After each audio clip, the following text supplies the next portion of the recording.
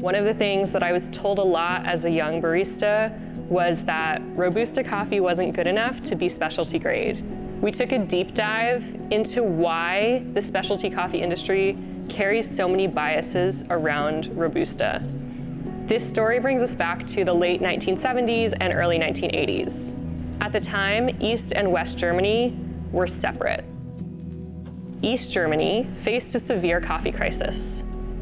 Their solution to this was to invest tens of millions of dollars into Vietnamese coffee production. Not only did they bring cherries over to Vietnam to plant, but they invested in infrastructure in order to make the most efficient farms possible.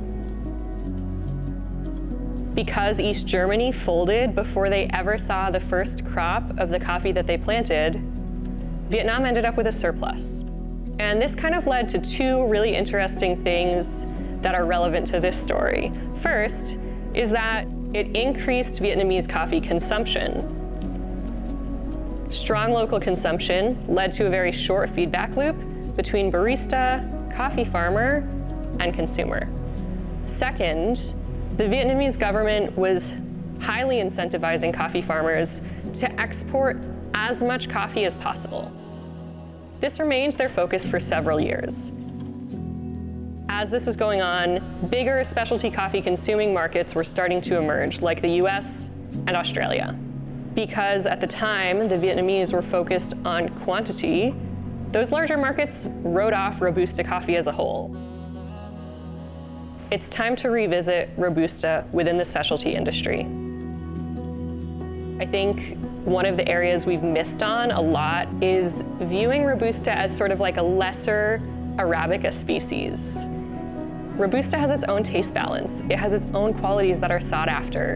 And instead of comparing Robusta to Arabica all the time, we should be tasting a lot of different kinds of Robusta. We should be building a taste vocabulary.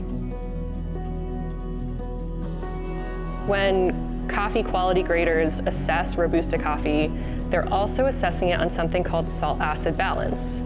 This differs from how Arabica is assessed, because Arabica is assessed on acidity alone. In short, the Robusta that we're seeing today is unique, it's beautiful, it's delicious, and I challenge any coffee professional who hasn't to go seek out a wide array of Robusta coffee, learn about it, and see what you think.